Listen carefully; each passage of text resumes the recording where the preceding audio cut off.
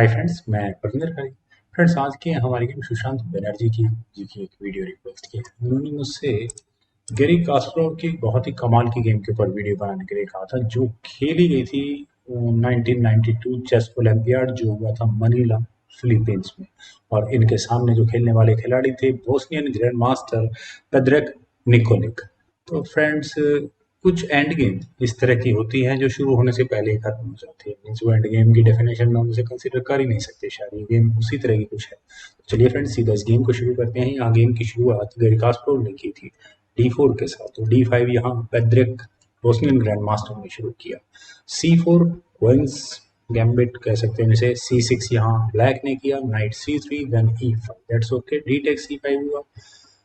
Slav defence मुझे बहुत अच्छा लगता है। D4 यहाँ पहले ब्लैक ने किया, नाइट पर अटैक बनाया, नाइट या E4 स्क्वायर पर, लेकिन क्वीन A5 चेक के बाद यहाँ साथ ही साथ इस पॉन पर भी अटैक है ब्लैक का। तो बिशप D2 से इसका डिफेंस यहाँ गैरी कास्परोव ने किया। Then queen take C5, knight G3 square पर, then queen D6, just because कि यहाँ ब्लैक अपने नाइट को डेवलप करने वाला है। Night F3 as obvious, night F6 यहाँ ब्लैक ने किया।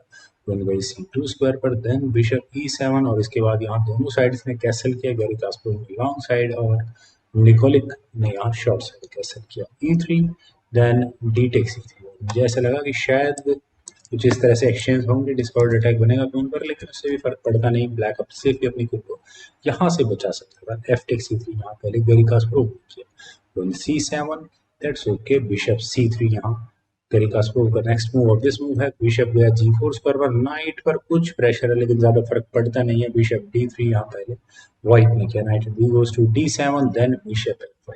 और फ्रेंड्स, अगर मैं आपसे यहाँ इस वीडियो को पॉज करने के लिए बोलूँ और मैं आपसे कहूँ कि क्या किसी तरह का कोई टैक्टिकल एडवांटेज व्हाइट को यहाँ नजर आ रहा है आपको? मेरे ख्याल से मुझे नजर नहीं आ रहा है फिलहाल। तो यहाँ व्हाइट की तरफ से बस ये है कि फोर्सफुली, ऑलमोस्ट फोर्सफुली यहाँ बिशप एक्सचेंज करने ही होंगे, जो निकोलिक ने किए भी। करने में कोई प्रॉब्लम है भी नहीं। बिशप टेक्स F5 हुआ, then knight takes F5। Now what?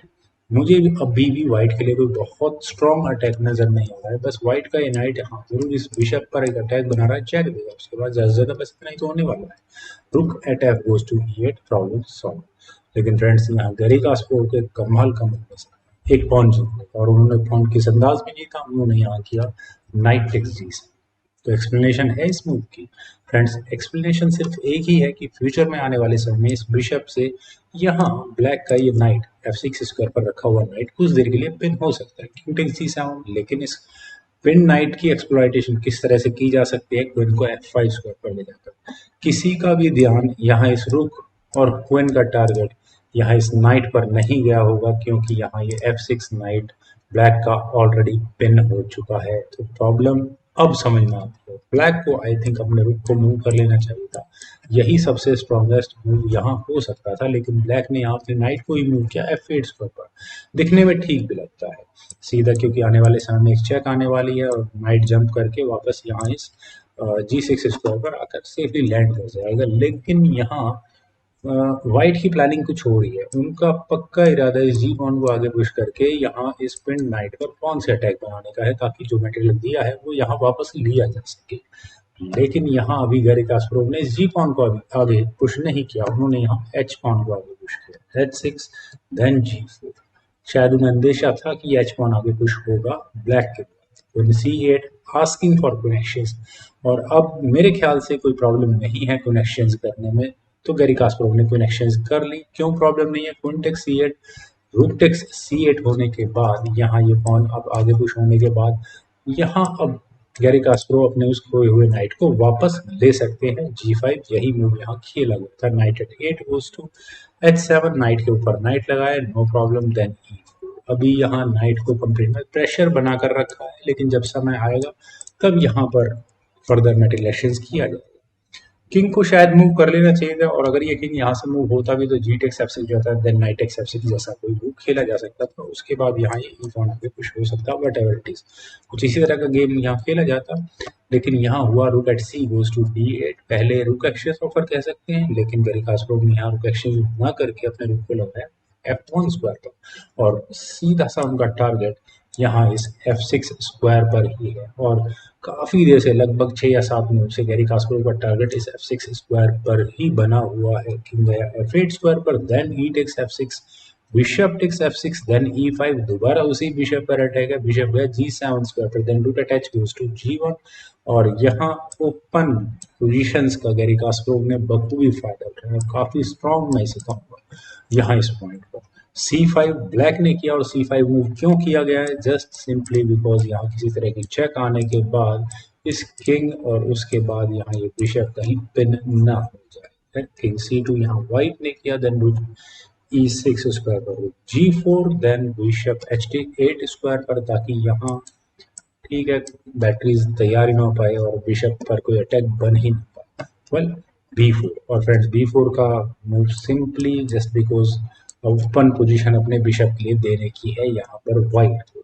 B6 कोई जरूरत नहीं, ब्लैक बिल्कुल भी इस C5 पॉन को डिफ्लेक्ट करवाना अफोर्ड नहीं कर सकता। बी टेक C5, देन रुक B1 स्क्वायर पर और दूसरा रुक ओपन फाइल में आने के बाद अब देखते हैं कि ब्लैक की गेम में क्या वीकनेसेस क्रिएट करवा पाता है। रुक A6 यहाँ इस पॉन पर अटैक है, शायद रुक B2 स्क्वायर पर आ भी सकता था और यही गैरी कास्परोव ने किया भी था। वेल यहाँ तक चलिए सब कुछ ठीक है। यहाँ आई थिंक निकोलिक का इस गेम में काफी बड़ा मैं ब्लंडर कहूंगा बिशप के G7 स्क्वायर पर आने का। और फ्रेंड्स जैसा मैं अक्सर अपनी वीडियोस में बोलता हूँ कि हम ग्रैंड मास्टर्स नहीं, तो हम इस तरह के मूव को बहुत पहले नहीं भाप पाते कि आखिर ये बिशप G7 स्क्वायर पर आना ब्लैक की गलती कैसे। लेकिन 2 या 3 मूव के बाद हमें समझ में आने लग जाता है कि आखिर ये गलती थी क्या और गैरी कास्परोव ने इस कमजोरी को या इस गलती को किस तरह से एक्सप्लॉइट किया। उन्होंने यहाँ पहले अपने रुक को 7th रैंक पे पहुंचाया, ठीक है। जो अभी पॉन जिसको A2 पॉन को जिसको अभी थोड़ी देर पहले तक बचाना चाह रहे थे, अब उन्हें कोई इंटरेस्ट नहीं है इस पॉन को बचाने में। और शायद अगर मैं ब्लैक की तरफ से होता तो एग्जैक्टली इसी पॉइंट पर थोड़ा सक्रिय हो जाता कि कुछ ना कुछ डेंजरस मूव आने वाला है। लेकिन यहाँ निकोलिक ने किया rook takes A2 check.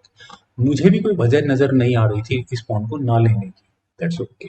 King या B3 स्क्वायर पर रुक पर अटैक बना, रुक वापस और वहीं A6 स्क्वायर पर जा सकता है, लेकिन मैं आगे के रिजल्ट को देख चुका हूँ तो रुक शायद E2 स्क्वायर पर ज्यादा बेटर वर्क करता, थोड़े बहुत चांसेस हो सकते थे। चलिए इस गेम को थोड़ा सा मैं आगे बढ़ा देता हूँ ताकि जो थ्रेट्स इस गेम में लगने वाली है वो जरा हमें समझ में आ सके।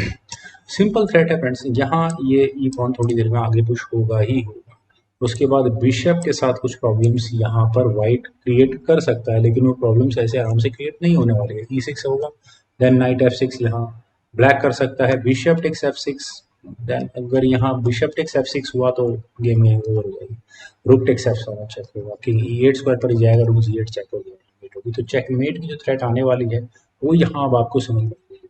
और जो कमी मैं अभी थोड़ी देर पहले बता रहा था एग्जैक्टली, मैं उसका रिवाइंड कर देता हूँ। जब मैंने कहा था कि ये बिशप G7 स्क्वायर पर नहीं आना चाहिए था तो फ्रेंड्स वो यही कमी थी। यहाँ ये बहुत स्ट्रॉन्ग ई पॉन बन चुका है आने वाली गेम में। खैर यहाँ ये रुक ब्लैक ने अपने A6 स्क्वायर पर रखा, देन E6, फाइनली ये मूव आना ही था। और अब यहाँ मेटीरियल एक्शंस को किस तरह से कंप्लीट किया जाए, काफी कॉम्प्लिकेटेड सिचुएशन हो चुकी है। एक ऑप्शन है F टेक C6 और दूसरी ऑप्शन है रूक टेक C6। दोनों ऑप्शंस को एक एक कर कंसिडर करते हैं। पहले करते हैं F टेक C6 की, जो कि गेम में नहीं खेली। यहाँ पर बिशप टेक्स G7 चेक, पहला मूव जो व्हाइट यहाँ खेल सकता है। चलिए ये मूव इतना स्ट्रांग नहीं। दूसरा मूव मैं कहता हूँ rook at B takes G7, okay बहुत स्ट्रांग मूव मैं अभी भी नहीं, क्यों नहीं कहूंगा क्योंकि मुझे तीसरी ऑप्शन जो नजर आ रही है उसका कोई जवाब नहीं है। रुक टेक्स G7, जी रुक से G7 बिशप को लेना और यहाँ इस नाइट पर अटैक बनाना और ब्लैक के पास कोई भी तरीका नहीं है इस नाइट को, यू कैन से दैट ये नाइट कहीं भी नहीं बचता है। तो चलिए इस गेम को थोड़ा सा और आगे बढ़ाते हैं। रुक B6 चेक मान लेते हैं, कुछ ब्लैक इस तरह के मूव चलता है उससे फर्क क्या पड़ेगा। Rook takes B6, A takes B6, then rook takes H7, knight तो यहाँ जाएगा ही जाएगा। उसके बाद रेस्ट मेरे ख्याल से बहुत ज्यादा प्रॉब्लम नहीं होगी बिल्कुल भी ब्लैक को यहाँ इस गेम को, मतलब ब्लैक की गेम को खत्म कर। जो गेम में हुआ था उस पर देखते हैं, यहाँ हुआ तो rook takes C6, one and the same thing. सीधी सी बात है कि एफ पॉन तो डिफ्लेक्ट करवाया नहीं जा सकता, अगर रूक को कनेक्ट होने की पॉसिबिलिटी अवेलेबल नहीं है तो यहाँ बिशप टेक्स F7 चेक होगा ही। और जैसा कि मैंने अभी थोड़ी देर पहले कहा था, अगर मैं एक मूव पहले चलूँ फ्रॉम हेयर, यहाँ बिशप नहीं हो सकता simply because rook takes F7 check होगा, किंग चूंकि ये रुक की फाइल जी फाइल ओपन हो चुकी होगी तो किंग फाइनली E8 स्क्वायर पर ही जाएगा। रुक F8 चेक, और यहाँ ये मेट होगी काफी स्ट्रांग, यहाँ ये मेट हो गया है। ठीक है, यहाँ गेम में हुआ था rook takes C6, that's okay. अब गैरी कास्परोव को यहाँ अपना फाइनल मूव लगाने का मौका मिला, उन्होंने यहाँ किया रुक टेक्स G7, और यहाँ इस मूव के बाद निकोलिक ने रिजाइन कर दिया। बोस्नियन ग्रैंड मास्टर के पास हमने कोई भी जवाब नहीं था, वे लगभग 2 पीस डाउन हो चुके हैं, बिशप तो उनके हाथ से निकल ही चुका है और कोई भी तरीका नहीं होगा इस नाइट को बचाने का। चलिए इस गेम को थोड़ा सा आगे बढ़ा और नाइट को बचाने की कोशिश करते हैं। नाइट F6 स्क्वायर पर ही जाता है, then rook takes F7 check, king E8 square पर जाएगा, बिशप टेक्स F6 होगा, दूसरे रुक पर अटैक बनेगा, इट मींस दैट्स इट। रुक D3 चेक अगर हो भी गया देन बिशप वापस C3 स्क्वायर पर आ जाएगा, नाइट भी बच गया, और अगले मूव में इनफैक्ट मैं कहूंगा कि चेकमेट की थ्रेड हो रही है। तो फ्रेंड्स कमाल की गेम मुझे, हाँ, सुशांत बनर्जी जी ने बताई, इतना गजब का। मैंने जैसे वीडियो की शुरुआत में कहा था कि एंड गेम स्टार्ट होने से पहले ही खत्म हो, तो मेरी कास्प्रोव की लाजवाब। फ्रेंड्स मुझे पूरी उम्मीद है कि आपको ये वीडियो ज़रूर पसंद आई होगी, तो आप लोग इस वीडियो को लाइक करें, शेयर करें, और मेरे इस यूट्यूब चैनल चेस गुरु को प्लीज़ सब्सक्राइब जरूर करें। आपके कमेंट्स का मुझे बेहद इंतजार रहेगा। Thank you for watching. Bye.